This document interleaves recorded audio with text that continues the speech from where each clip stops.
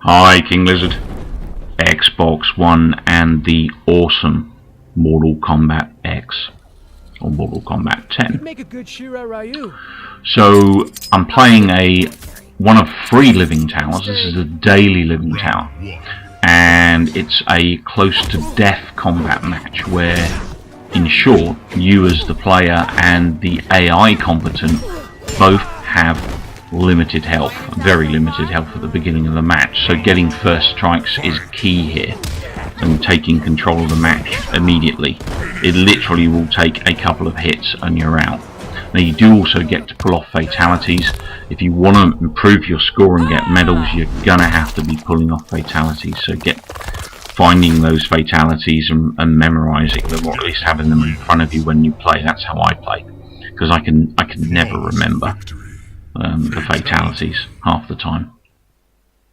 So nice finish there from JACQUI Briggs. I love that fatality, quite a nasty one. Good sense of humour there with the mouth kind of hanging open and stuff. But in this case, I've got to fight 8 opponents, all in the same manner. They've all got low health, and obviously what you want to do as a player is get your flawless victories up quickly, and in this case it's a very easy thing to do. Try to get those challenges. You can see there's a challenge there at the bottom of the screen. Sometimes it's easy to miss them because they're at the bottom of the screen, so do keep an eye out for those. I think I missed it in this case.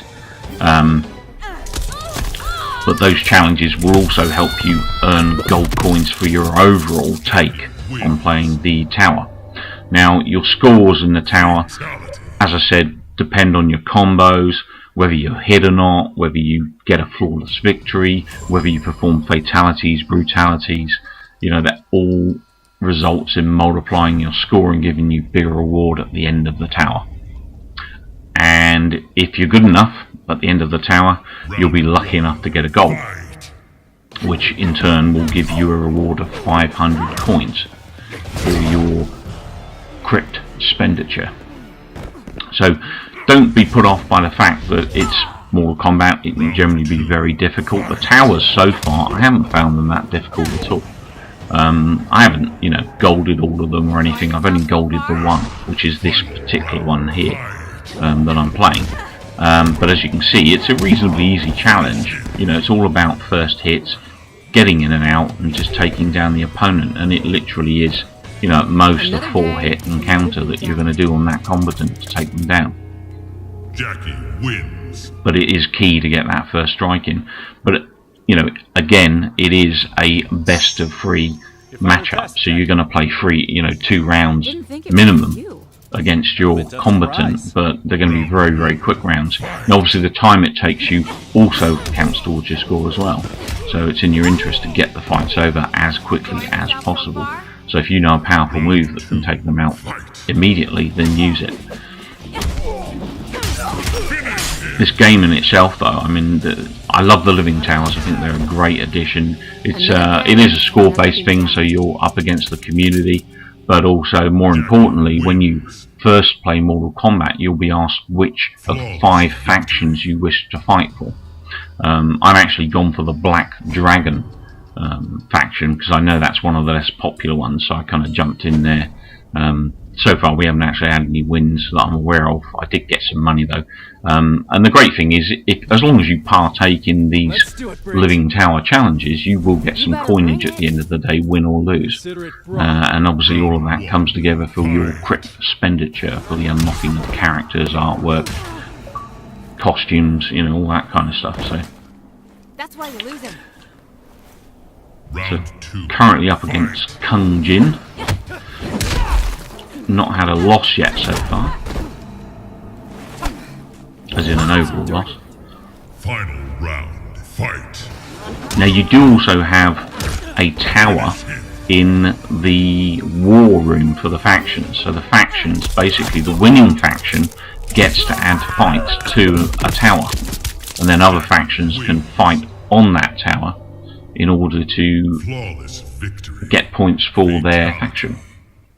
But obviously it's in the interest of the winning, or the faction that's in the lead at that time, to contribute more difficult fights to the tower to make it harder for the rest of us to get those points.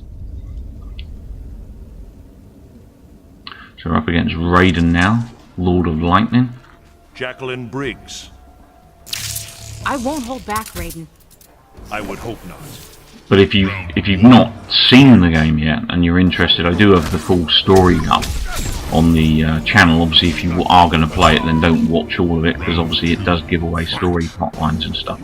It has all the FMVs and the fight sequences in it. If you're not really sure what Mortal Kombat's about, that's a good place to start. You know, watching all those videos. It is an amazing looking game, easily one of the best games on next gen at this point. And as a fighting game, it's a fantastic game. I will at some point do a review in the not too distant future. I'm still playing through quite heavily, so I want to make sure I've got plenty of stuff to talk about when I finish you know, the review. But You have little hope of right now, I'd quite easily, you know, I would without a doubt give this a 9 out of 10. If you're a fighter enthusiast like me, then I'd give it a 10 out of 10. I love this thing a bit. You know, really, really good game. I've been a massive fan of Mortal Kombat. I think the key thing they've done with this title is open it up to more people. In the past, it's always been pretty niche. You know, beat 'em up, and a lot. It's just a difficult beat 'em up to get along with. In general, the moves aren't particularly memorable, and you know, you do really have to practice with it to get really, really good. So, you know, don't despair if you're new to Mortal Kombat. Don't be shy. This game will pull you in slowly. It won't brutalize you straight away, and you know, you'll have plenty of opportunities and options in the game to help you get better at, you know, being a fighter in this game. But they have definitely toned down the hardness, because normal mode was normally quite brutal anyway, let alone the harder modes. And in this case, obviously, I went straight into campaign, played the normal mode, and obviously all of these towers have predefined difficulty set on them, so it's not that, you know, it's not really not that difficult a game to get on with. I don't find the analog stick, it's better than most fighting games, but I can't always pull off the moves I want on that analog stick on the, you know, standard Xbox One controller, so I find myself switching to the D-pad a lot, which I find a lot more responsive, and I'm able to pull more moves off. I do forget on occasion though, and end up, you know, struggling trying to get moves off with the analog. But yeah, my preference is the D-pad. I just find it a bit more reliable, although it's obviously less comfortable. So we're at the top of the tower, and Sonya Blade I can't do that, General. is my opponent. You can and you will. Round 1. Fight. Well, this level's quite a cool level, this jungle. You basically have these bits of vines you can jump down and kind of swing on and kick the other player over and stuff.